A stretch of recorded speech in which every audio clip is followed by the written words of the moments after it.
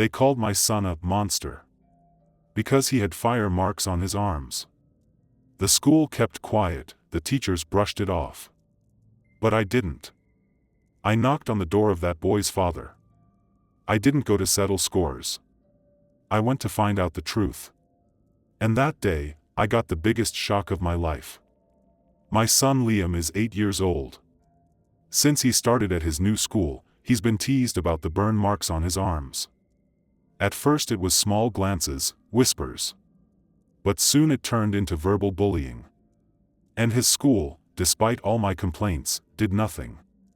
One Saturday morning, I put my coffee on the table and looked at myself in the mirror. There was no anger on my face, but there was determination. First I was going to meet the father of the boy who did this to Liam. I expected denial. But the man I met with just looked at my son and whispered this sentence. I recognized those marks. I had no idea who was in front of me, what he was talking about. But that sentence would reveal the deepest secret of my life. I had been a single father for 5 years. Since that night of the fire. That evening, our building was in flames.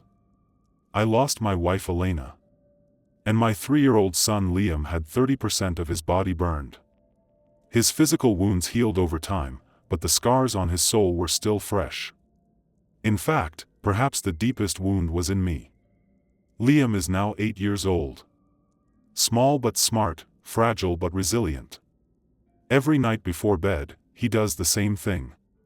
He crawls under the covers and holds his dinosaur toy tightly. It's as if the little plastic creature is telling him, "You're safe." But when he went to school, that sense of security was gone. The new school was in a better part of Portland. I had to move because of my new job, and I was told that the school was safer, better quality. It's ironic, isn't it? You move for a better life. But there is no place without evil. At first the kids were just whispering.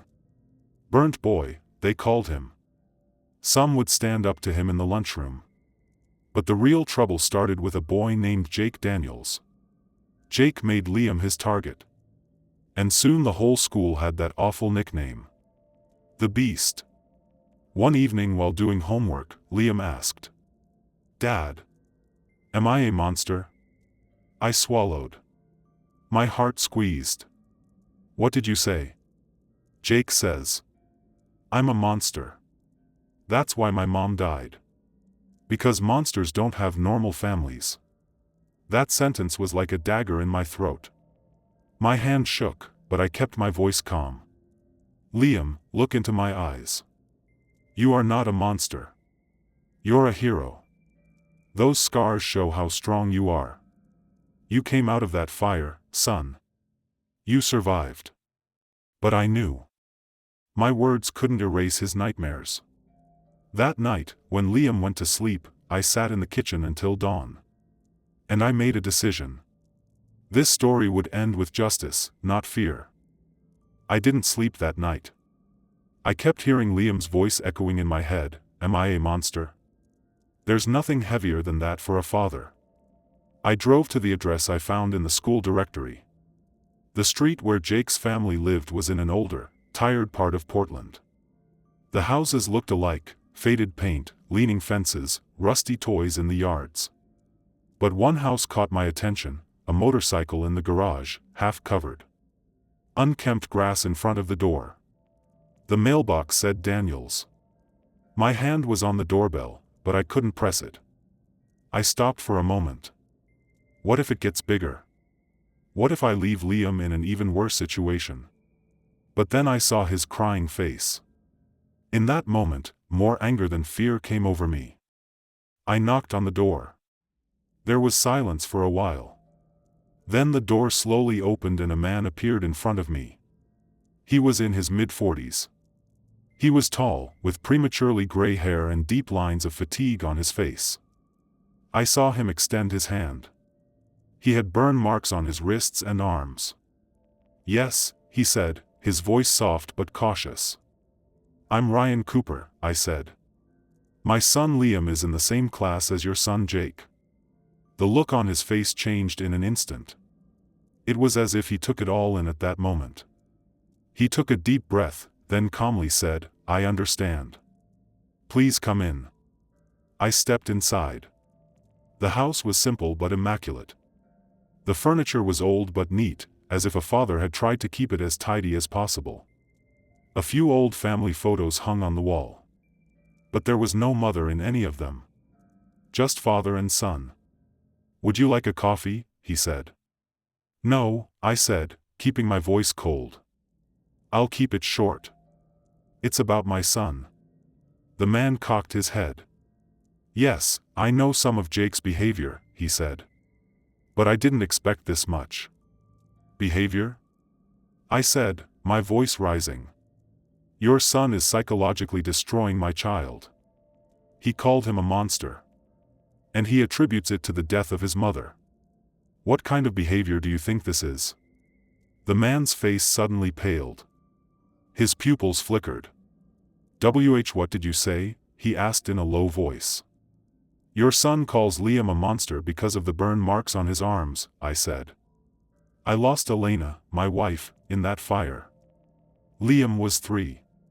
Those marks are from that night." The man took a step back. He put his hands on his knees, as if he had stopped breathing. "The burn. The marks," he repeated. Then his eyes focused not on me, but on his past. "My God," he whispered, "I know those marks." I froze. "What do you mean, I know?" I looked at him questioningly. "What do you mean?" I said. The man slowly rolled up his sleeves. He showed me the burn marks from his wrists to his elbows. He said in a trembling voice, "Because I was there that night. I was the fireman who saved your son in that fire." The sound of time stopped. Even the ticking of the clock seemed to stop. I said, "What did you say?" Mark Daniels," he said. "I was on duty in that building that night. I saved Liam. But I couldn't save your wife." And then there was silence. We both forgot to breathe. My eyes went to her wounds, her trembling hands, her broken shoulder. The picture merged. This man was not just the father of a bully. He was the man who saved my son's life. At that moment I heard nothing. Not the sound of the wind outside, not the beating of my heart. Only that sentence was heard inside me. "I saved your son in that fire." Mark sat on the chair, his head in his hands. His eyes were full of tears, like the burden of years. 5 years. "I relive that night every morning," he said. "I wake up to the sound of sirens. I can still smell the smoke. And there comes that moment, the moment when I had to decide. It was either to save that child or the mother." I got a lump in my throat. I've thought about that night 1,000 times over the years. But in that moment, I saw everything through his eyes. For a person to choose between life and death in a split second. It was a heavy burden. Mark rolled up his sleeves, showing the burn marks on his left arm. "The ceiling fell on me when the building collapsed," he said. "Broke my left shoulder, cracked 3 ribs. But I got that kid, your son, out. Then I couldn't go back. The fire got out of control." My eyes welled up. The words came out almost in a whisper. "So. You saved Liam. But Elena?" "Yes," Mark said, his voice shaking. "I couldn't save her. And every morning since that day, I see that building burning again. That woman. That child. Both of them." A silence fell between us. It was the kind of silence in which 2 men could understand each other's pain for the first time. "Mark," I said, taking a deep breath. "Listen to me. You didn't make a choice that night. You did the right thing. My wife, Elena. The doctors told me. She inhaled too much smoke. She was already unconscious by the time you got there." Mark looked up. There was disbelief in his eyes. And in that moment years of guilt seemed to melt away. You're not mad at me," he said. "No," I said, tears in my eyes. I've been grateful to you for 5 years. I used to pray for Liam every birthday, not knowing who he was. Whoever that man is, thank him, I'd say. Mark covered his face with his hands. He was shaking. For years I couldn't forgive myself, he said hoarsely. I quit my job, I started drinking. My wife couldn't take it, she left. My son Jake looks at me with hatred. He says, "You're not a hero, you're a burnt man." Then I stood up and went to him. I put my hand on his shoulder. Mark, you are a hero. But sometimes heroes get hurt. You saved my son. But now that son can teach your son humanity again. At that moment, we both had tears in our eyes. Years of restlessness inside us slowly turned into gratitude. Mark looked up. Jake doesn't know that, he said quietly. He doesn't know what kind of connection his father had with that boy. He only knows anger, rage, and lack. It's time he knew, I said. If you'll let us, Liam and I will come here. We'll tell Jake the truth. Because sometimes it's important to show children not how many lives they've hurt, but how many lives they can save. Mark nodded. Yes, he said. Jake needs to know. Maybe then we can really heal. The next day Mark called. His voice was determined but anxious. Ryan. I'm going to tell Jake everything, he said. You should come if you want. You need to hear what happened to your son. I agreed. But I have to admit, when I left the house that morning, my heart was pounding out of my chest. I didn't have Liam with me, I had left him at my mom's house. This conversation was going to be between fathers first, then between children. When I arrived at Mark's house, it was overcast. The rain had just stopped and the sidewalk was still wet. I knocked on the door. Mark answered. His under eyes were purple, but his gaze was clear. I'm fine, he said. We went into the living room. A few minutes later Jake came in. He was 8 years old, but his gaze had the anger of 10 years. He looked at his father, then at me. What's going on? He said. Why is this guy here? Mark took a deep breath. Jake, he said, there's something I've been meaning to tell you for a long time. The boy's expression immediately became defensive. Did I do something again? Did the school complain? Mark shook his head. No, son. This time I need you to listen. He sat down, put his hands on his knees. Then he began to speak quietly. 5 years ago there was a big fire. In an apartment building. A woman and a little boy were trapped inside. Jake's eyes widened. His father continued. I was on duty that night. I went into the building. The flames were everywhere. I found a child in one of the rooms. His arms were burned, but he was still alive. I picked him up and took him outside. And before I could turn back, the building collapsed. Jake listened in silence. Mark's voice cracked. That boy's mother couldn't be saved. And I haven't forgiven myself since that day. Jake looked up, trying to understand. So who was this boy? Mark took a deep breath. Liam Cooper. The color drained from Jake's face. What? Liam? That burnt boy? Mark nodded. Yeah. He's your classmate. And I saved his life that night. Jake gasped. The words caught in his throat. I called him a monster, she said in a whisper. I made fun of him. Mark's eyes welled up. I know, son. But you judged without knowing. The scars on Liam's arms are the scars of the night your father risked his life to save you. They're not marks of shame, they're marks of courage. Jake's lips trembled. Then he put his head in his hands. I did a terrible thing, he said. Mark put his hand on his shoulder. Not terrible. Wrong. But understanding wrong is the first step to being human. There was silence for a while. Then Jake looked up, his eyes determined. Dad, he said, I want to talk to Liam. I want to tell him everything, I want to apologize. Help me." Mark smiled with tears in his eyes. "That would be the most honorable thing you could do for me." The next morning we met at the school gate. Me, Liam, Mark and Jake. Liam was holding my hand tightly, a worried look on his face. "Dad. Is that boy here?" "Yes, son," I said, "but this time it will be different." Mark and Jake walked towards us. Jake had his head down. Then he stopped, took a deep breath, and spoke perhaps the most mature words for a child. "Liam. I was mean to you.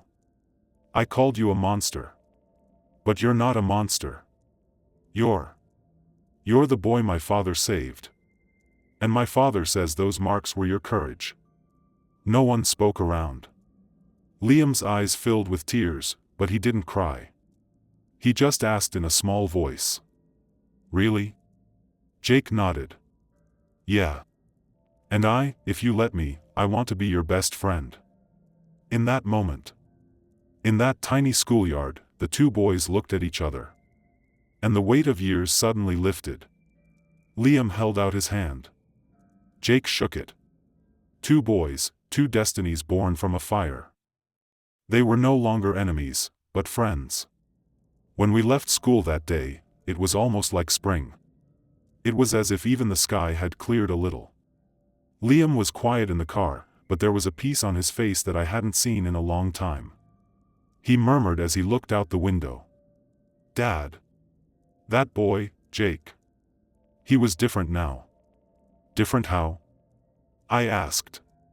His eyes were filled with sadness, not anger. "It's like he's a wounded person now, too."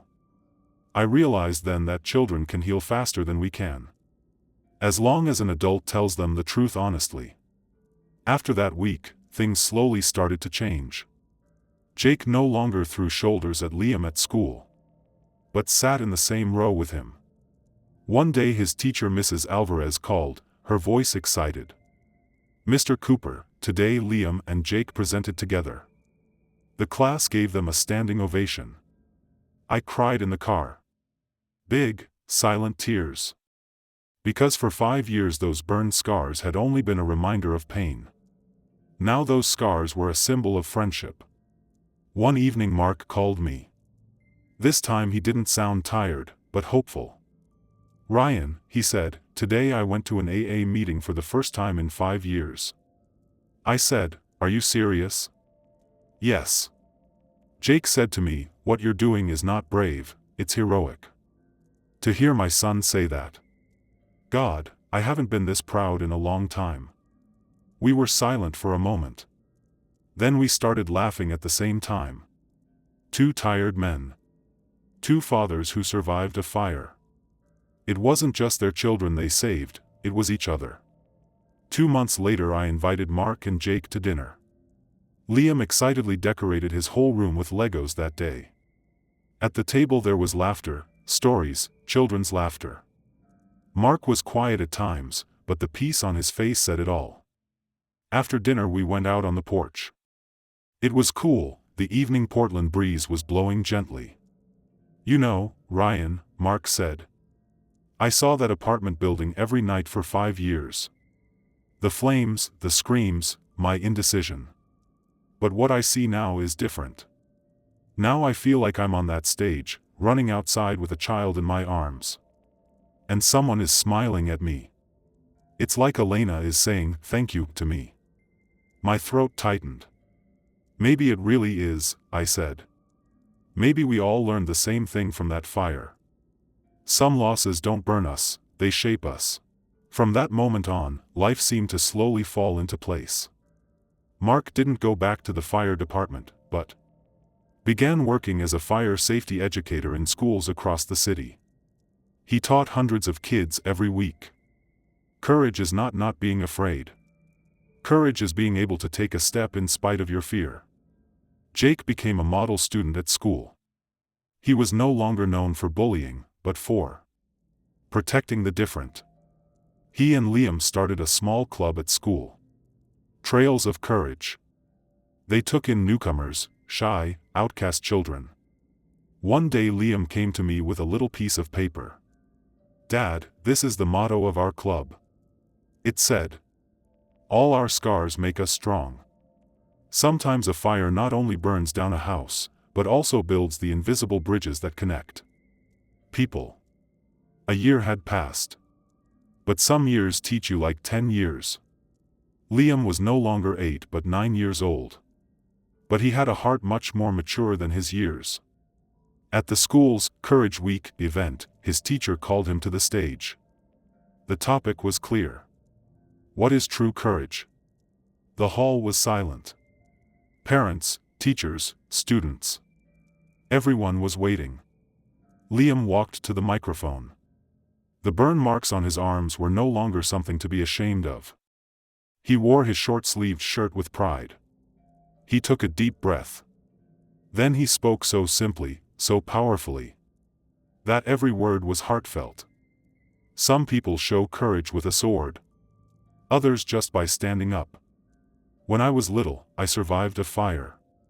At the time, I was ashamed of these scars. But my father said, "These scars remind me of you, not the one who burned you." Now I know. Courage is not being fearless. It is fighting for what you love even when you are afraid. The hall was silent. And then there was applause. But this was not applause for a show. It was respect for the truth that poured from the heart of a child. Mark was sitting in the crowd.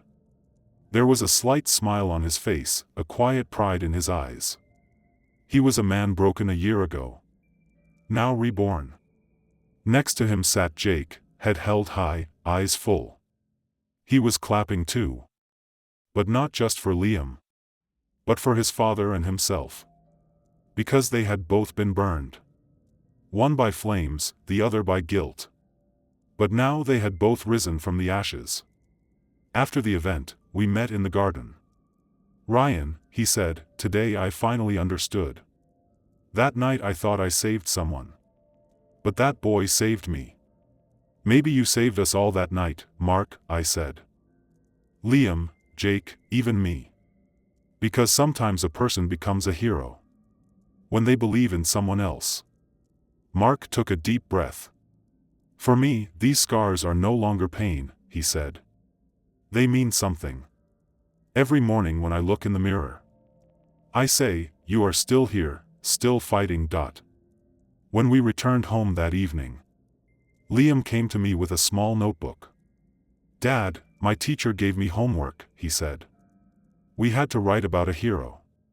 He opened the page.